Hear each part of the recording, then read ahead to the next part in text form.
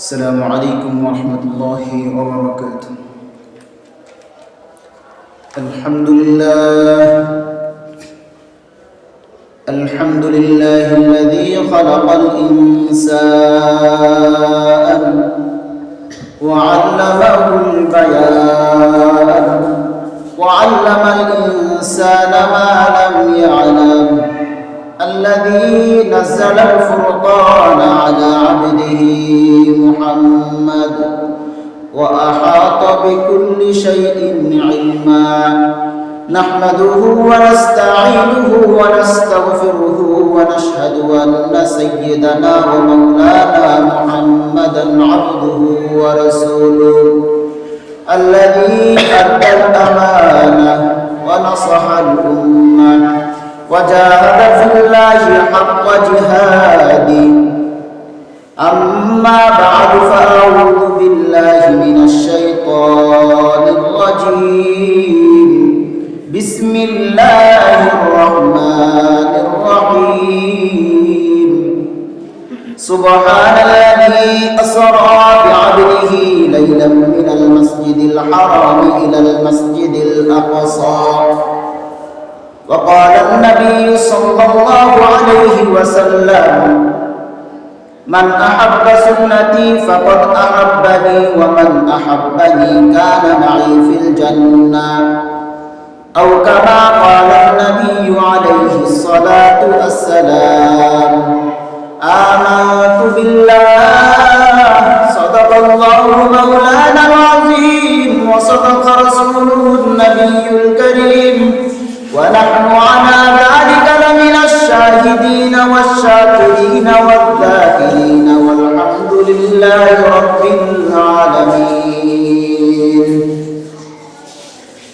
اللهم صل على محمد وعلى آل محمد كما صليت على إبراهيم وعلى آل إبراهيم إنك حميد مجيد. اللهم بارك على محمد وعلى آل محمد كما باركت على إبراهيم وعلى آل إبراهيم إنك حميد مجيد. আলহামদুলিল্লাহ, আল্লাহ রাব্বুল আলামিনের নিকট লাখো কোটি শুকর সুজুদ, যিনি আল্লাহ রাব্বুল আলামিনের ফিতনা ফাসাদের জামানা এই সমস্ত ফিতনা থেকে মুক্ত করে আমাকে আপনাকে সর্বপ্রথম আল্লাহর মসজিদে এসে বসার, কিছু কথা বলার, শোনার তৌফিক দান করেছেন। এই জন্য আল্লাহ রাব্বুল আলামিনের নিকট অন্তরের অন্তরস্থল থেকে শুকরিয়া জ্ঞাপন করি, আলহামদুলিল্লাহ। মুহতারাম সামিঈন, আমি আপনাদের নিকট আল্লাহ পাক রব্বুল আলামিনের কালামুল্লাহ শরীফ থেকে একখানা আয়াত তেলাওয়াত করেছি। রাসূল আকরাম সাল্লাল্লাহু আলাইহি ওয়াসাল্লাম রসূল হাদিস থেকে একখানা হাদিস বর্ণনা করেছি। আল্লাহ যদি তৌফিক দান করেন উক্ত আয়াত এবং হাদিসকে সামনে রেখে কিছু কথা বলার চেষ্টা করব ইনশাআল্লাহ।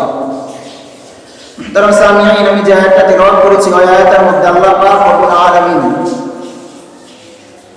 পাক রব্বুল আলামিন মায়ের নবী সাল্লাল্লাহু আলাইহি ওয়াসাল্লামের মিরাজ সম্পর্কে, ইসরা সম্পর্কে আলোচনা করেছেন।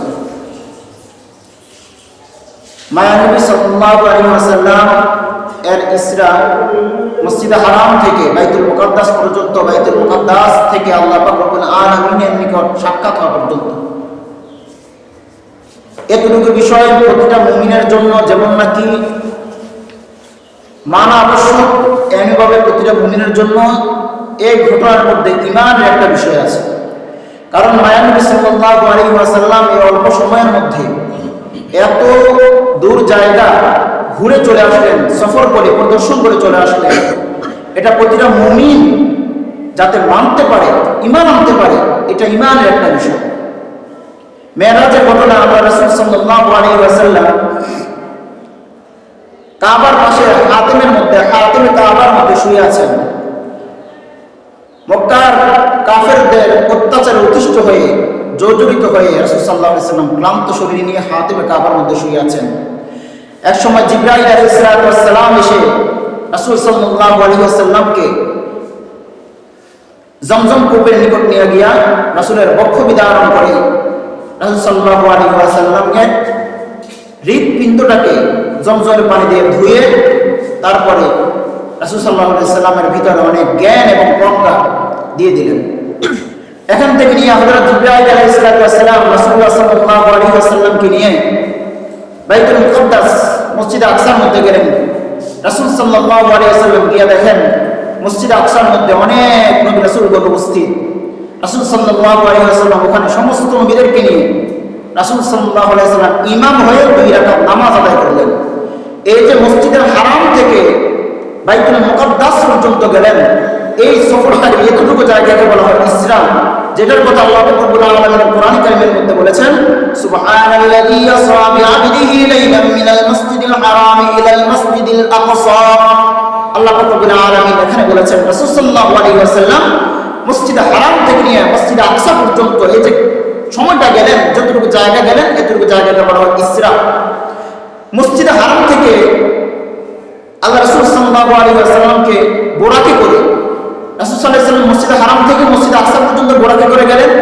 এই মসজিদে আকসা থেকে আবার আল্লাহ রাসূল সাল্লাল্লাহু আলাইহি ওয়াসাল্লাম জিবরাইল আলাইহিস সালাম আল্লাহর সাথে সাক্ষাতের জন্য নিয়ে যাচ্ছেন। জিবরাইল আলাইহিস সালাম প্রথম আসমানের কাছে গেলেন। আসমান এর নিরাপত্তা কত কঠোর, কত কঠিন। জিবরাইল আলাইহিস সালাম আসমানের কাছে গিয়ে বলেন, এই আসমানের দরজা খোলো। আসমানের কারারক্ষী যারা আছে, আসমানের রক্ষী যারা আছে তারা প্রশ্ন করতেছেন ফেরেশতারা, আপনার সাথে কে আসছে? বলতেছে আমার সাথে হযরত মুহাম্মদ মুস্তাফা সাল্লাল্লাহু আলাইহি ওয়াসাল্লাম আসছেন। আসমানের ফেরেশতারা বলতেছে আল্লাহ পাক রব্বুল আলামিন কি তাকে আনার জন্য বলতেছে, আপনাকে আনার জন্য বলছে? জিবরাইল আলাইহিস সালাম বলছেন, হ্যাঁ আমাকে মুহাম্মদ সাল্লাল্লাহু আলাইহি ওয়াসাল্লামকে আনার জন্যই তো আমাকে প্রেরণ করা হয়েছে। এভাবে প্রতি আসমানে গেছেন আর প্রতি আসমানের মধ্যে প্রশ্নের সম্মুখীন হয়ে উত্তর দিয়ে তারপর সামনে গেছেন। রাসূল সাল্লাল্লাহু আলাইহি ওয়াসাল্লাম প্রতি আসমানের মধ্যে একজন নবীর সাথে সাক্ষাৎ হয়েছে। এভাবে যেতে যেতে সপ্তম আসমান পর্যন্ত গেছে। সপ্তম আসমানের উপর একটা ঘর আছে বাইতুল মামুর। ওই বাইতুল মামুরের মধ্যে হেলান দিয়া হযরত ইব্রাহিম আলাইহিস সালাম বসে আছেন। রাসূল সাল্লাল্লাহু আলাইহি ওয়াসাল্লাম যখন সপ্তম আসমানের উপরে গেলেন, সপ্তম আসমানের উপরে রাসূল সাল্লাল্লাহু আলাইহি ওয়াসাল্লামকে দেখে হযরত ইব্রাহিম আলাইহিস সালাম মায়ের মধ্যে সম্বোধনা জানালেন, তাকে স্বাগত জানালেন। ওই বাইতুল মামুর এমন একটা ঘর, আমাদের কাবার ঘরকে যেমন নাকি মানুষ তওয়াফ করে, বাইতুল মামুরকে ফেরেশতারা তওয়াফ করে। মুফাসসিরিনে কেরাম বলেন এই বাইতুল মামুরকে যে ফেরেশতা একবার তওয়াফ করছে কিয়ামত পর্যন্ত এই ফেরেশতা দ্বিতীয়বার তওয়াফ করার সুযোগ পাবে না। এত ফেরেশতা আল্লাহ রাব্বুল আলামিন তৈরি করছেন। আল্লাহ রাব্বুল আলামিনের কাছে যত ফেরেশতা আছে আমাদেরকে তৈরি না করতেও পারতেন, কিন্তু আল্লাহ রাব্বুল আলামিন আমাদেরকে তৈরি কেন করলেন? এক আল্লাহ ওয়ালা বলেন, দর্দ দিল কে ওয়াসিতে पैदा किया इंसान को, दर्द दिल के वास्ते पैदा किया इंसान को, वरना तौत के लिए कुछ कम न था कारूबिया, वरना तौत के लिए कुछ कम न था कारूबिया। আল্লাহ পাক রব্বুল আলামিন আমাদেরকে বড় দয়া করে মায়া করে ihsan করে বানাইছেন। নাওলা আল্লাহ রব্বুল আলামিনের ইবাদতের জন্য, আল্লাহ রব্বুল আলামিনের ইবাদতের জন্য ফেরেশতাও তো কম ছিল না। এত ফেরেশতা দুনিয়ার শুরু লগ্ন থেকে নিয়ে কিয়ামত পর্যন্ত যে ফেরেশতা একবার বাইতুল মামুরকে তওয়াফ করছে, ওই ফেরেশতা কিয়ামত পর্যন্ত দ্বিতীয়বার একবার তওয়াফ করার সুযোগ পাবে না। এত ফেরেশতা, তার মানে আল্লাহ রাব্বুল আলামিন আমাদেরকে বানাইছে। এটা আল্লাহ রাব্বুল আলামিনের অনেক বড় দয়া, অনেক বড় ihsan, আমাদেরকে বানাইছে। আমাদেরকে বানানোর দ্বারা আল্লাহ রাব্বুল আলামিনের কোনো লাভ নেই, কিন্তু আমাদেরকে বানানোর দ্বারা আমরা যদি দুনিয়ার মধ্যে ভালো করে চলতে পারি তাহলে আমাদের লাভ। তো আল্লাহ রাসূল সাল্লাল্লাহু আলাইহি ওয়াসাল্লাম বাইতুল মামুর পর্যন্ত গেছেন। বাইতুল মামুর পরে একটা জায়গা আছে যেটাকে সিদরাতুল মুনতাহা, বর্ডার এলাকা। দুনিয়া থেকে যা কিছু ওঠে তা ওই সিদরাতুল মুনতাহা পর্যন্ত উঠে ওখান থেকে অন্যরা নিয়ে যায়। আবার আসমান থেকে যা কিছু আসে তা সিদরাতুল মুনতাহা পর্যন্ত আসে, ওখান থেকে অন্যরা নিয়ে আসে। আশপাশের লোকেরা এদিক সেদিক যাইতে পারে না। রাসূল সাল্লাল্লাহু আলাইহি ওয়াসাল্লাম বলেন, আমি ওখানে গেছি, যাওয়ার পরে আল্লাহ পাক রব্বুল আলামিনের সাথে আমার কথা হয়েছে। আল্লাহ পাক রব্বুল আলামিন আমাকে অনেক কিছু দান করেছেন, এর মধ্যে একটা হলো 5 ওয়াক্ত নামাজ। আল্লাহ পাক রব্বুল আলামিন আমাকে 50 ওয়াক্ত নামাজ দিয়েছেন। প্রথমে আমি আসার সময় হযরত মুসা আলাইহিস সালামের সাথে আমার সাক্ষাৎ হয়। হযরত মুসা আলাইহিস সালাম বলেন, নবী আমার, ও আখির পয়গম্বর, আল্লাহ পাক রব্বুল আলামিন আপনার উম্মতের জন্য কি হাদিয়া দিয়েছেন? মায়া নবী বলেন, আমার উম্মতের জন্য আল্লাহ পাক রব্বুল আলামিন 50 ওয়াক্ত নামাজ হাদিয়া দিয়েছেন। হযরত মুসা আলাইহিস সালাম বলেন, ও নবী মুহাম্মদ, আমিও তো একটা উম্মতের নবী ছিলাম, আপনার উম্মত 50 ওয়াক্ত নামাজ আদায় করতে পারবে না। আপনি আল্লাহর কাছে গিয়ে বলেন আল্লাহ যেন আরো কমায় দেয়। মায়া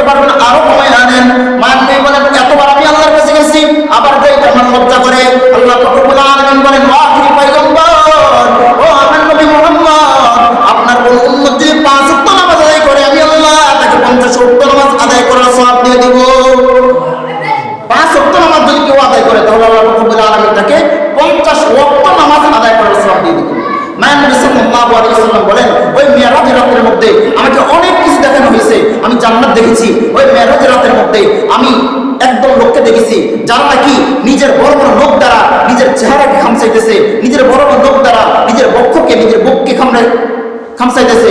আমি জিজ্ঞেস করলাম, ও জিব্রাইল, এই যে লোকগুলা, এই লোকগুলা কারা? জিব্রাইল আলাইহিস সালাম বলেন, আখির পয়গম্বর মুহাম্মদ, এই লোকগুলো হল ওই ব্যক্তিরা যারা নাকি দুনিয়ায় থাকতে নিজের ভাইয়ের গোশত খেয়েছে, অর্থাৎ যারা দুনিয়ায় থাকতে নিজের ভাইয়ের গীবত করেছে, তারাও ওই সমস্ত লোক। আমি আর সামনে গিয়ে দেখলাম, রাসূল বলেন, একদম লোককে দেখলাম যে লোকগুলোর পেট অনেক বড়, পেটের মধ্যে বড় বড় সাপ। আমি জিব্রাইল আলাইহিস সালামকে প্রশ্ন করলাম, ও জিব্রাইল, এই লোকগুলা কে? জিব্রাইল আমাকে জবাব দেয়, ইয়া রাসূলুল্লাহ, এই লোকগুলো হলো যারা নাকি দুনিয়ার মধ্যে সুদ খাইছে। আমি ওই মেরাজের রাতের মধ্যে আমি জান্নাত দেখেছি, ওই মেরাজের রাতের মধ্যে আমি জাহান্নাম দেখেছি। আল্লাহ পাক রব্বুল আলামিন আমাকে পুরা সব কিছু ঘুরাইয়া আল্লাহ পাক রব্বুল আলামিনের আদেশে গোড়া যে বাহনে করে রাসূল সাল্লাল্লাহু আলাইহি ওয়াসাল্লাম গেছে, ও গোড়াটা এনে রাসূল সাল্লাল্লাহু আলাইহি ওয়াসাল্লামকে ভোর রাত্রে আবার নামাই দিয়েছে। যেখান থেকে নিয়ে গেছে হাতেমের মধ্যে নামাই দিয়েছে। রাসূল সাল্লাল্লাহু আলাইহি ওয়াসাল্লাম হাতেমে কাবার মধ্যে ওখানে হেলান দিয়ে রাসূল সাল্লাল্লাহু আলাইহি ওয়াসাল্লাম ভাবতেছেন, আরে এই কয়েকটা এক মুহূর্তের মধ্যে, কিছু সময়ের মধ্যে আমি এত বড় জায়গায় একটা সফর করে চলে আসলাম। এখন আমার কমকে যদি আমি এটা বলি, আমার কম বিশ্বাস করবে কিনা, এটা রাসূল ভাবতেছে। ওই সময় আল্লাহ রাসূলের পাশ দিয়া আবু জাহাল, যে নাকি রাসূল সাল্লাল্লাহু আলাইহি ওয়াসাল্লামের শত্রুদের মধ্যে বড় একজন শত্রু ছিল, আবু জাহাল পাশ দিয়ে যাচ্ছিলেন। আল্লাহ রাসূল সাল্লাল্লাহু আলাইহি ওয়াসাল্লামকে কটূক্তি করে বলে, কি মিয়া মুহাম্মদ, কি ভাবতেছো? রাসূল বলতেছে, আরে আমি আল্লাহ পাক রব্বুল আলামিন আজকে আমাকে বাইতুল মুকাদ্দাস নিয়ে গেছেন। বাইতুল মুকাদ্দাস থেকে আল্লাহ পাক রব্বুল আলামিন আমাকে জিবরাইলের মাধ্যমে বোরাকে করে আল্লাহ পাক রব্বুল আলামিন আমাকে জান্নাত জাহান্নাম ঘুরে দেখিয়েছেন। আসমান আল্লাহ পাক রব্বুল আলামিনের সাথে আমি কথা বলেছি। আবু জাহাল হাসতেছে আর বলতেছে, কি রে, এটা কি সম্ভব? মুহূর্তে আল্লাহ রাসূলকে বলতেছে, আচ্ছা তুমি যে কথাটা আমাকে বলছো, আমি যদি কমকে পুরো জাতিকে ডাক দিই, তুমি কি তাদের সামনে বলতে পারবা? হযরত মুহাম্মদ সাল্লাল্লাহু আলাইহি ওয়াসাল্লাম বলে, হ্যাঁ, কেন পারবো না, আপনি ডাকেন। তখন আবু জাহাল তার কমকে ডাক দিল। তার কম এসে জিজ্ঞাসা করলো, কি হয়েছে? তখন আল্লাহ সাল্লাল্লাহু আলাইহি ওয়াসাল্লাম আবু জাহালের কাছে যা বলছে পুরোপুরি ঘটনাটা তার কমের কাছে বলছে। তো কম অনেকে হাসতেছে, অনেকে বলতেছে, আরে এক রাতের মধ্যে, কিছু সময়ের মধ্যে কিভাবে সম্ভব যে বাইতুল মুকাদ্দাস অনেক জায়গা, মক্কা থেকে অনেক জায়গা, বাইতুল মুকাদ্দাস কিভাবে যাবে? আবার অনেকে বলতেছে, এত বড় মসজিদ আসমানের মধ্যে ঘুরে চলে আসছে, এটা তো অসম্ভব, অলৌকিক ঘটনা। যারা দুর্বল ইমানদার ছিল তাদের মনের মধ্যে একটা সংশয় তৈরি হয়েছে, আর মুহাম্মদ সাল্লাল্লাহু আলাইহি ওয়াসাল্লাম মিথ্যা বলতেছে। কারণ এই অল্প সময়ের মধ্যে এত বড় জায়গাটা সফর করা সম্ভব না।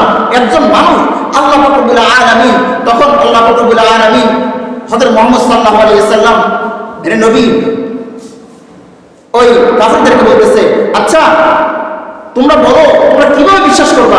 কাফেররা বলতেছে, ঠিক আছে, আমরা তো বাইতুল মুকাদ্দাস গেছি, এখন আমরা জানি বাইতুল মুকাদ্দাস কেমন, মসজিদ আকসা কেমন। এখন আমরা আপনাকে প্রশ্ন করব, আপনি যদি ঠিকঠাক উত্তর দিতে পারেন তাহলে বুঝবো যে আপনি মুহাম্মদ ঠিক বাইতুল মুকাদ্দাস গেছেন, মসজিদ আকসার মধ্যে দেখছেন, মসজিদ আকসার মধ্যে নবীদের ইমামতি করছেন, আল্লাহ রাব্বুল আলামিন আপনাকে আসমানের উপর ঘুরে আনছে। তারপরে কাফেররা প্রশ্ন করা শুরু করছে, আচ্ছা বলেন তো দেখি, মসজিদে আকসার জানালা কয়টা, মসজিদে আকসার দরজা কয়টা, এই সমস্ত বিভিন্ন খুঁটিনাটি বিষয় জিজ্ঞাসা করা শুরু করছে। কারণ একটা মানুষ তো শুরুতে যে সময় যায়, একটা মানুষ একটা জায়গায় গেলে সে তো আর দেখে না মসজিদের মধ্যে এটা জানালা কয়টা, দরজা কয়টা। মোট কথা হলো আল্লাহ রাসূল সাল্লাল্লাহু আলাইহি ওয়াসাল্লামকে লাঞ্ছিত করা, মোট কথা হলো আল্লাহ রাসূল সাল্লাল্লাহু আলাইহি ওয়াসাল্লামকে অপমানিত করা, এটাও তাদের মুখ্য উদ্দেশ্য। আল্লাহ পাক রব্বুল আলামিন তো আল্লাহ পাকের নবী হযরত মুহাম্মদ সাল্লাল্লাহু আলাইহি ওয়াসাল্লামকে লাঞ্ছিত করবেন, লাঞ্ছিত হবেন রাসূল, এটা আল্লাহ পাক রব্বুল আলামিন বরদাস্ত করবেন না। আল্লাহ পাক রব্বুল আলামিন তখন রাসূলুল্লাহ সাল্লাল্লাহু আলাইহি ওয়াসাল্লামের সামনে মসজিদে আকসার একটা নকশা আল্লাহ রাসূলের সামনে ভাষায় তুলছেন। আল্লাহ পাকের নবী হযরত মুহাম্মদ সাল্লাল্লাহু আলাইহি ওয়াসাল্লাম ওই ভাষার ছবিটা দেখে বলতেছে যে মসজিদে আকসার মধ্যে এতগুলো দরজা আছে, মসজিদে আকসার মধ্যে এতগুলো নবী আছে। এই যে এতক্ষণ যা বললাম, এগুলো হলো মসজিদে আকসার। আল্লাহ রাসূল সাল্লাল্লাহু আলাইহি ওয়াসাল্লাম বলছেন যে মসজিদ আকসার মধ্যে এগুলো আছে। এতক্ষণ যা কিছু বলছি এটা হলো রাসূল সাল্লাল্লাহু আলাইহি ওয়াসাল্লামের ইসরা এবং মিরাজ।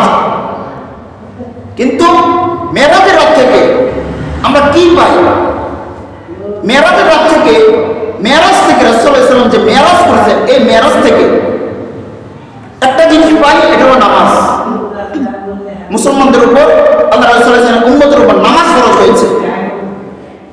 আরেকটা জিনিস পাই যে মেরাজের রাতের মধ্যে আল্লাহ রাসূল সাল্লাল্লাহু আলাইহি ওয়াসাল্লামকে সাল্লাল্লাহু আলাইহি সাল্লামকে আল্লাহ পাক রব্বুল আলামিন দোয়া শিখিয়ে দিয়েছেন, নবী আপনার উম্মত যদি এই দোয়া পড়ে তাহলে আমি আপনার উম্মতের গুনাহ মাফ করে দেব। দোয়াটা কি? দোয়াটা একবার সহজ একটা দোয়া, সুবহানাল্লাহি ওয়া আলহামদুলিল্লাহি ওয়া লা ইলাহা ইল্লাল্লাহু ওয়াল্লাহু আকবার লা হাওলা ওয়া লা কুওয়াতা ইল্লা বিল্লাহিল আলিয়্যিল আযীম। এই দোয়াটা যদি কেউ পড়ে তাহলে আমি আপনার উম্মতের গুনাহগুলো মাফ করে দেব। এখন কথা হলো মেরাজ, আজকে আমাদের সমাজের মধ্যে সবে মেরাজ পালন করা হয় আমাদের সমাজের মধ্যে। তো মেরাজ এটা কোনো, আমি আগে বলছিলাম একবার, সবে মেরাজ মানে এস রজব মাসের মধ্যে, রজব একটা সম্মানিত মাস, এটা ঠিক, কিন্তু রজব মাসের মধ্যে আলাদা কোনো বিষয়, আলাদা কোনো আমল এ রজব মাসের মধ্যে নাই। রজব মাস একটা সম্মানিত মাস, এটা ঠিক, কিন্তু রজব মাসের মধ্যে আলাদা কোনো আমল নাই। এই মেরাজের ঘটনা যখন হযরত আবু বকর সিদ্দিক রাদিয়াল্লাহু তাআলা আনহুকে শোনানো হয়েছে, আবু বকর সিদ্দিক রাদিয়াল্লাহু তাআলা আনহুকে সত্যবাদী বলা হয়। এই আবু বকর সিদ্দিক রাদিয়াল্লাহু তাআলা যে সিদ্দিক একটা উপাধি পাইছে, এটা এই ঘটনা থেকে পাইছে। এই ঘটনা থেকে আবু বকর সিদ্দিক রাদিয়াল্লাহু তাআলা আনহু এক রাস্তা দিয়ে যাচ্ছিলেন, প্রতিমধ্যে মক্কার একজন লোক আবু বকর সিদ্দিক রাদিয়াল্লাহু তাআলা আনহুর কাছে পুরো ঘটনা বর্ণনা করে বলতেছে, ও আবু বকর সিদ্দিক, দেখছো কেমন আজগুবি ঘটনা কইতেছে মুহাম্মদ, তারপরেও কি তুমি মুহাম্মদকে মানবা? তুমি কি বলবা যে মুহাম্মদ সাল্লাল্লাহু আলাইহি ওয়াসাল্লাম সত্য বলতেছেন? আবু বকর সিদ্দিক রাদিয়াল্লাহু তাআলা আনহু যে উত্তর দিয়েছেন, সমস্ত মুমিনের উত্তর এমন হওয়া উচিত যে আমার বুঝে আসুক আর না আসুক, হাদিসে যা আসছে, কোরআনে যা আসছে, আমার নবী আমাকে যা বলছে সবকিছু সত্য, আমার বুঝে আসলেও সত্য, আমার বুঝে না আসলেও সত্য। আবু বকর সিদ্দিক রাদিয়াল্লাহু তাআলা আনহু ওই কাফেরকে বলতেছেন, আরে মিয়া, এটা তো ছোট একটা বিষয়, আমার নবী মুহাম্মদ যদি কোনো আরো বড় বিষয় আমাকে বলে তাহলে আমি আমার নবী সেই বিষয়টাকেও মেনে নিব, বিশ্বাস করব। এই জন্য আবু বকর সিদ্দিক রাদিয়াল্লাহু তাআলা আনহুকে আবু বকর সিদ্দিক, এই সিদ্দিক সত্যবাদী উপাধি দেওয়া হয়েছে। এই জন্য তো আল্লাহ ওয়ালা আমাদের চার খলিফা সম্পর্কে বলেন, दुनिया की सदाकत में तेरे नाम रहेगा, दुनिया की सदाकत में तेरे नाम रहेगा, सिद्दीक तेरे नाम से इस्लाम रहेगा, सिद्दीक तेरे नाम से इस्लाम रहेगा, दुनिया की अदालत में तेरे नाम रहेगा, दुनिया की अदालत में तेरे नाम रहेगा, फारूक तेरे नाम से इस्लाम रहेगा, फारूक तेरे नाम से इस्लाम रहेगा, दुनिया की शुजाअत में तेरे नाम रहेगा, दुनिया की शुजाअत में तेरे नाम रहेगा, हैदर तेरे नाम से इस्लाम रहेगा, हैदर तेरे नाम से इस्लाम रहेगा, दुनिया की सखावत में तेरे नाम रहेगा, दुनिया की सखावत में तेरे नाम रहेगा, उस्मान तेरे नाम से इस्लाम रहेगा, उस्मान तेरे नाम से इस्लाम रहेगा। প্রতিটা সাহাবীর মধ্যে তো আলাদা একটা গুণ ছিল, কিন্তু সিদ্দিক আকবর এই সত্যবাদিতার দিক থেকে সিদ্দিক আকবর বেশি প্রসিদ্ধ হয়ে গেছেন। প্রত্যেক সাহাবীর মধ্যে তো ইনসাফের একটা গুণ ছিল, কিন্তু হযরত ওমর রাদিয়াল্লাহু তাআলা ইনসাফের দিক থেকে বেশি প্রসিদ্ধ হয়ে গেছেন। প্রতিটা সাহাবীর মধ্যে তো বীরত্বের একটা বীরের একটা ভাব ছিল, বীরের একটা গুণ ছিল, কিন্তু হযরত আলী রাদিয়াল্লাহু তাআলা যাকে আসাদুল্লাহ বলা হইতো, আসাদুল্লাহ আল্লাহর বাঘ, আল্লাহর সিংহ বলা হইতো, হযরত আলী রাদিয়াল্লাহু তাআলা এই গুণে প্রসিদ্ধ হয়ে গেছে। প্রতিটা সাহাবীর মধ্যেই তো একটা মানুষকে দান করার একটা অভ্যাস ছিল, কিন্তু হযরত ওসমান রাদিয়াল্লাহু তাআলা এই দানশীলতার গুণে প্রসিদ্ধ হয়ে গেছে। এই যে মেরাজের ঘটনাটা, এই মেরাজের ঘটনা থেকে আমরা নামাজ পাই, কিন্তু আমাদের সমাজের মধ্যে যে ব্যক্তি 5 ওয়াক্ত নামাজ পড়ে না, 5 ওয়াক্ত নামাজ নাই, জুমার নামাজ পড়ে না, জুমার নামাজ নাই, ঈদের নামাজের মধ্যে আসে না, ওই ব্যক্তিটা মেরাজের মধ্যে কিছু জিলাপি আর গজা নেওয়ার জন্য আসে বসে থাকে। এটা খুব উদ্ভট এবং অবান্তর একটা বিষয় আমাদের সমাজের মধ্যে। আমি আপনাদেরকে বলি, এই যে অনেক জায়গার মধ্যে মেরাজ হয় 27 রজব, এই সপ্তাহে আমি মনে করছিলাম আরেকটা আলোচনা করবো, কিন্তু উনি বলছে মেরাজ নিয়ে বলতে, এই জন্য মেরাজ নিয়ে বলতেছি। 27 রজব আমরা সব মেরাজ পালন করি, অথচ মানে একটা কথা আছে, প্রতিটা বেদাতি কাজের পিছনে একজন হুজুর থাকে, প্রতিটা বেদাতি কাজের আর কুসংস্কারের পিছনে একজন হুজুর থাকে। ওই হুজুর হয়তো নিজের পকেট ভারী করার জন্য আর কিছু বলেন না, কারণ মেরাজের রাতের মধ্যে যদি কোনো তাবারক নিয়ে আসে, মেরাজের রাতের মধ্যে যদি কোনো মিলাদ করায়, তাহলে ওই হুজুরের প্রফিট ভারী হবে, এর জন্য কিছু বলে না।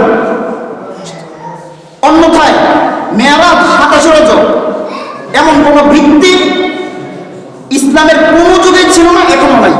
কোন হুজুর এটা প্রমাণ করতে পারবে না 27 রজব মেরাজ। যদি আমরা মেরাজের শুরুটা দেখি, তাহলে মেরাজ কি নবুয়তের রাসূল সাল্লাল্লাহু আলাইহি ওয়াসাল্লাম নবুয়ত প্রাপ্তির আগে হয়েছে না পরে হয়েছে, এটা নিয়ে খেলা আছে। যদি কোনো নবুয়ত প্রাপ্তির পরে হয়, তাহলে হিজরতের আগে হয়েছে না পরে হয়েছে, হিজরতের কত বছর আগে হয়েছে, কত মাস আগে হয়েছে, এই ব্যাপারে ইমাম হাফিজুদ দুনিয়া ইবনে হাজার আসকালানী রাহমাতুল্লাহি আলাইহি বলেন শুধু এই ব্যাপারে 10 থেকে 12টা মত আছে। এখন যদি কোনো আচ্ছা কোন মাস হয়েছে, কেউ বলে রবিউল আউয়ালে হয়েছে, কেউ বলে রবিউল আখির হয়েছে, কেউ বলে রজব মাস হয়েছে, কেউ বলে রমজান মাস হয়েছে, কেউ বলে জিলকাদ, কেউ বলে জিলহজ, 7টা মত আছে। এখন কোন তারিখে হয়েছে, কেউ বলে 17 রজব, কেউ বলে 17 রমজান, কেউ বলে 27 রমজান, এইভাবে অনেক মত আছে। এবং কেউ অনেক ওলামায়ে কেরাম আমাদের হাদিসের ময়দানের বড় একজন আলেম, অনেক বড় একজন ইমাম আল্লামা তাকিউদ্দিন সুবকি রাহমাতুল্লাহি আলাইহি বলেন 27 রজবের মধ্যে যে মেরাজ পালন করা হয় এটা পরিপূর্ণ স্পষ্ট বেদাত। এবং যে ইমাম পালন করবে, যে ইমাম অথবা যে হুজুর 27 রজবের মধ্যে মেরাজ পালন করবে সে বেদাতি হুজুর। এবং বেদাতি ভালো কোন হুজুর থাকতে বেদাতি ইমামের পিছনে যদি ইক্তেদা করে তার ইক্তেদা সহি হবে না। ভালো কোনো আকীদাওয়ালা হুজুর থাকতে কোনো বেদাতি ইমামের পিছনে যদি ইক্তেদা করে তার ইক্তেদা সহি হবে না। ইমাম ইবনে তাইমিয়া রাহমাতুল্লাহি আলাইহি বলেন সবে মেরাজ উপলক্ষ করে কোনো মসজিদের মধ্যে মেরাজের নামাজ, মেরাজের মিলাদ অথবা অন্য কোনো দোয়া দুজদার করা, মেরাজের রোজা রাখা স্পষ্ট বেদাত। অথচ আমাদের সমাজের মধ্যে কোত্থেকে যে এই নিয়মগুলা, এই বেদাতি কাজগুলো যে কোত্থেকে শুরু হয়েছে আল্লাহ জানেন। এখন অনেকে বলবেন হুজুর রোজা রাখা ভালো কাজ, মিলাদ করা ভালো কাজ, এখন আমরা ভালো কাজ করতেছি, অসুবিধা কোথায়? আপনি সারা বছর রোজা রাখেন, সমস্যা নেই। ইসলাম যে দিনগুলোতে রোজা রাখতে নিষেধ করছে ওই দিনগুলো ছাড়া সবসময় রোজা রাখেন, এটা কোনো সমস্যা না। কিন্তু সমস্যা হলো মেরাজ দ্বারাই আপনি রাখবেন কেন রোজা? মেরাজের রোজা বলে আপনি রাখবেন কেন রোজা? এটা হলো বেদাত। আপনি এমন রোজা রাখেন, অসুবিধা নাই, কিন্তু মেরাজের নামে রোজা রাখবেন কেন? এটা হলো বেদাত। মেরাজের নাম মিলাদ করবেন কেন? এটা হলো বেদাত। মেরাজের নাম করে দোয়া দেবেন কেন? এটা হলো বেদাত। অথচ আজকে আমাদের সমাজে বিশেষ করে আমি যদি একবার খাস করি, বিশেষ করে আমাদের গ্রাম এলাকার জন্য ইমাম সাহেবগুলো আছে, এগুলো সবচেয়ে বড় রবি, সবচেয়ে বড় প্রতারক, মানুষের সাথে প্রতারণা করে বেদাতি কাজ করে মানুষের পকেট থেকে কিভাবে টাকা নেবে এই চিন্তাগুলো। এই চিন্তাগুলো শহরের মধ্যে পাওয়া যায় না। যারা শহরে থাকেন ওরা হয়তো জানেন এই সমস্ত উদ্ভট বানোয়াট কাজ শহরের মধ্যে নেই। শহরের মধ্যে এগুলো খুব কম, কিন্তু গ্রাম এলাকার মধ্যে, গ্রাম এলাকার সাধারণ ভোলাভালা মানুষগুলোকে ইমাম নামক কিছু চক্র প্রতারক মানুষকে কিভাবে তার পকেট থেকে টাকা খাবে বেদাতি কাজ করে, যত বড় বেদাতি হয়। আপনি অনেক সময় আপনাদের এলাকা আছে কিনা, জানাজার নামাজের পরে দোয়া হয়, আবার অনেকে জানাজার নামাজ পড়ে টাকা নেয়। আর আমি তো এই ক্ষেত্রে ইমাম সাহেবের তো দোষ আছে। আমি তো আগে বলছিলাম আপনাদের এখানে ইমাম সাহেবের যদি 50% দোষ থাকে, তাহলে যারা টাকা দেয় তাদের 50% দোষ। কেউ যদি জানাজার নামাজ পড়ে টাকা নিতে আসে, তাকে কয়েকটা থাপ্পড় দিয়ে অথবা কয়েকটা লাঠি মিলে করে তারপর জিজ্ঞাসা করবেন কোন হাদিসে পাইছে জানাজা নামাজ পড়ে টাকা নেওয়ার কথা। কেউ যদি সবে মেরাজ নামক এই সমস্ত বেদাতি কাজ চালু করে, তাকে জিজ্ঞাসা করবেন কোন হাদিসে পাইছে এই সমস্ত উদ্ভট কাজ করার কথা। এর মধ্যে আমাদের হুজুরদের যেরকম খামখেয়ালি আছে, মুসল্লিদেরও খামখেয়ালি আছে। কিছু চটি বইয়ের মধ্যে, কিছু চটি বইয়ের মধ্যে, ছোট ছোট বইয়ের মধ্যে বিভিন্ন জিনিস পাইয়া, অথচ আচ্ছা আমি যদি একটা আরবি বলি, আমি যদি একটা আরবি বানাই বলি, তাহলে এটা হাদিস হয়ে যাব। আমি যদি একটা নিচ থেকে আরবি বলি, এটা হাদিস না। এখন যে কেউ একটা আরবি বলে যদি এটা হাদিস বানাই দেয়, তাহলে এটা হাদিস হিসাবে তো গ্রহণ করা যাবে না। আমি একটা বই লিখলাম, এটা তো আমি নিচ থেকে হাদিস বানাই দিলাম, তাহলে এটা হাদিস না। বরং আমাদের দেখতে হবে কোনটা সহিহ শুদ্ধ হাদিস। অথচ এই ব্যাপারে সমস্ত মুহাদ্দিসিনেরা একমত। সবে মেরাজ সম্পর্কে অনেক মুহাদ্দিস তো এটাও বলছেন, সবে মেরাজ সম্পর্কে সহিহ হাদিস শুদ্ধ হাদিস তো নাই, কোনো জাল বানোয়াট হাদিসও নাই। পরবর্তীতে নিজের পকেট ভারী করার জন্য কিছু আলেম নামক কিছু প্রতারক মানুষ থেকে ধোঁকা দিয়ে এই সবে মেরাজ টেরাজ যা আছে এগুলো বেদাত মানুষের সামনে প্রচার শুরু করছে। অথচ একজন আলেমের কাজ কি ছিল? একজন আলেমের কাজ ছিল কিভাবে মানুষকে সহি শুদ্ধ আকীদা দিয়ে, বেদাত থেকে দূরে সরে গিয়ে তাকে কিভাবে সহি শুদ্ধ আকীদা দিয়ে তাকে পাক্কা ইমানদার বানানো যায়, কিভাবে কোরআন সুন্নাহ অনুযায়ী তাকে চালানো যায়, এটা এ ব্যাপারে সর্বোত্তম চেষ্টা করা উচিত ছিল। আমি তো প্রায় সময় অনেক জায়গায় বলি যে আপনি আমার সাথে কথা বলবেন, তখন আমার সাথে কথা বলতে হলে আপনার বাপ দাদা 14 গোষ্ঠী কি করছে এটা আমার দেখার বিষয়। আপনার বাপ দাদা কে অনেকে বলে হুজুর এখন কিছু নতুন হুজুর বাড়িছে, আমাদের বাপ দাদা করে গেছে না এগুলো। কেউ যদি এই যুক্তি দেয় তাহলে আমি আপনাকে বলবো তা আপনার মাঝে আর মক্কার কাফেরদের মাঝে পার্থক্য কি? মক্কার কাফেররা আল্লাহ রাসূল সাল্লাল্লাহু আলাইহি ওয়াসাল্লাম যে সময় দাওয়াত দিতেন, মক্কার কাফেররা বলতো এই মুহাম্মদ সাল্লাল্লাহু আলাইহি ওয়াসাল্লাম কি দিন নিয়ে আসছে, আমাদের বাপ দাদা 14 গোষ্ঠী পালন করে না, মূর্তি পূজা করে নাই, তারাও কথা বলতো। এখন আপনিও বলেন আমাদের বাপ দাদা 14 গোষ্ঠী সবাই মেরাজ পালন করে গেছে, এখনকার হুজুরে আসে সবাই মেরাজ কি শুরু করছে এগুলো। আমি অনেক জায়গায় বলছি, এখনো বলি, আমার কথা খণ্ডন করতে হলে তাহলে আপনাকে হয়তো কোরআন, হাদিস, ইজমা, কিয়াস এই 4 বিষয়ের মাধ্যমে আপনি আমার কথা খণ্ডন করতে পারবেন। এছাড়া আপনি আপনার বাপ দাদা 14 গোষ্ঠীর প্রধান গোষ্ঠী যা আছে এগুলোর উসিলা দিয়ে, এগুলোর দোহাই দিয়ে আপনি বেদাতি কাজে সমর্থন করবেন, এটা কোনো মুসলমানের এটা কাজ হতে পারে না। এই জন্য আমাদের উচিত কোনটা সহিহ হাদিস, আর আমরাও মানে যারা আম মানুষ আছি তারা যায় এমন হুজুরের কাছে যে হুজুর আউযুবিল্লাহ শুদ্ধ। আমরা ফতোয়ার জন্য যাই এমন হুজুরের কাছে যে হুজুরের আউযুবিল্লাহ শুদ্ধ না। তালাকের মাসালা গুরুত্বপূর্ণ একটা মাসালা, আমরা এমন আমাদের সমাজের একটা কথা বলি, ফতোয়া সবাই দিতে পারে না, মাসালা সবাই বলতে পারে না। আপনি এমন একটা জায়গায় গেলেন যে জায়গার মধ্যে হুজুরেরও 12টা বেজে গেছে, হুজুর আপনার নিজের সম্মান বাঁচানোর জন্য, কারণ এখন যদি আপনার সামনে বলা হয় পারি না, তাহলে তো আপনার কাছ থেকে আপনার কাছে সে একটা ছোট হয়ে যাবে, পারি না। কিন্তু পারি না বলাটা এটাও মানে অহংকারহীনতার একটা আলামত, তার মধ্যে অহংকার নাই। আমি পারি না, যে জিনিসটা পারি না এটা পারি না বলতে আমার সমস্যা কোথায়? সবাই সব কিছু জানবো এটা তো জরুরি না। এখন ওই লোক পারি না এই অসম্মান থেকে বাঁচার জন্য আপনাকে উল্টা একটা ফতোয়া দিয়ে দিবে। আমরা তালাকের ফতোয়ার জন্য বিভিন্ন হুজুরের কাছে যাই, হুজুরে এগারে দূরে থাপড় দিয়ে ওইগুলো দূরে থাপড় দিয়ে বোঝাও হারাম হয়ে গেছে। অথচ কিয়ামত পর্যন্ত মানে যতদিন পর্যন্ত মৃত্যু পর্যন্ত ওই বিবির সাথে সে সংসার করবে ততদিন পর থেকে তার জিনা গুনাহ লেখা হবে। হুজুরের কাঁধেও যাবে জিনের গুনাহ, আপনি একটা গায়ে মহাদ্দিক না একটা ভণ্ড আলেমের কাছে গিয়া আপনার কাঁধেও সে গুনাহ বাড়ানো। অথচ শরীয়তের মধ্যে আপনার স্ত্রীকে আনার ভিন্ন কোনো পদ্ধতি ছিল, কিন্তু ওই জাহেল মূর্খ আলেম শরীয়তের পদ্ধতি না যাই না তালাকের বিভিন্ন মশলা দিয়া, শুধু তালাক না বিভিন্ন মশলা দিয়া আপনাকে মৃত্যু পর্যন্ত একটা গুনাহ কবিরের মধ্যে লিপ্ত করে দিবে। এই জন্য আমাদের উচিত সবসময় হক্কানি কোনো আলেম অথবা আমাদের পাশে ভালো কোনো মাদ্রাসা থাকলে ওখান থেকে কোনো মাসালা গ্রহণ করা, ওখান থেকে কোনো ফতোয়া গ্রহণ করা। আর বিভিন্ন ছোট বইয়ের মধ্যে বিভিন্ন জিনিস পাইলে এটা পাইছি বলে এটা গ্রহণ করা উচিত না। বুঝতে পারছি? আমার কথা হলো সবে মেরাজ, এটা রজব মাস, এটা গুরুত্বপূর্ণ একটা মাস। রাসূলের মেরাজ হয়েছে এটাও সত্য, রাসূলের মেরাজ হয়েছে, ইসরা হয়েছে, এটা সত্য, বিশ্বাস করতে হবে, ঈমান আনতে হবে। রাসূল সাল্লাল্লাহু আলাইহি ওয়াসাল্লাম ইসরা হয়েছে, মেরাজ হয়েছে। রাসূল সাল্লাল্লাহু আলাইহি ওয়াসাল্লাম হারাম শরীফ থেকে মসজিদ আকসা গিয়েছেন, মসজিদ আকসা থেকে আবার আল্লাহ রাসূল সাল্লাল্লাহু আলাইহি ওয়াসাল্লামকে আল্লাহ পাক রব্বুল আলামিন মেরাজে নিয়েছেন, ঊর্ধ্ব জগৎকে গমন করিয়েছেন, এটা সত্য, মানতে হবে। কিন্তু আমাদের সমাজের মধ্যে এই বিষয়গুলো নিয়ে লাফালাফি তারাই করে যারা নামাজে উক্ত নামাজ আসেন। অথচ মেরাজ থেকে আমরা কি পাইলাম? মেরাজ থেকে আমরা নামাজ পাইছি, নামাজ থেকে আমরা আঁকড়ে ধরি না, কিন্তু মেরাজ ধরে দেখার জন্য উঠে পড়ে লাগে। আচ্ছা, মেরাজের পরে তো রাসূল সাল্লাল্লাহু আলাইহি ওয়াসাল্লাম অনেক বছর পর্যন্ত জীবিত ছিলেন, সাহাবায়ে কেরাম ছিলেন। অথচ ইতিহাসের মধ্যে আমরা তারিখের কিতাব যদি দেখি, ইতিহাসের মধ্যে এমন কোনো দৃষ্টান্ত নাই যে সবে মেরাজের মধ্যে কুসংস্কার বেদাত আছে আল্লাহ রাসূল পালন করছেন, সাহাবায়ে কেরাম পালন করছেন, তাবিঈন, তাবে তাবিঈন, আইম্মে মুজতাহিদিন, সালফে সালিহিনের মধ্যে কেউ এমন কাজ পালন করছেন, এমন কোনো দৃষ্টান্ত আজ পর্যন্ত কেউ দেখাতে পারে, অনেক পারবে না। কিন্তু এই কথাগুলো কেন বলবেন একজন হুজুর? কারণ সে যদি না বলে তাহলে সবে মেরাজের সময় তার পকেটের মধ্যে যে টাকাগুলো আসতো এই টাকাগুলো তার আসবে না। এই টাকাগুলো জারি রাখার জন্য, এই টাকাগুলো পাওয়ার জন্য সে এই সত্য কথাগুলো মানুষের সামনে স্পষ্ট করে। ওই দিন দেখলাম সবে মেরাজের সময় আপনাদের চারিদিকে সব মেরাজের নামাজ আছে।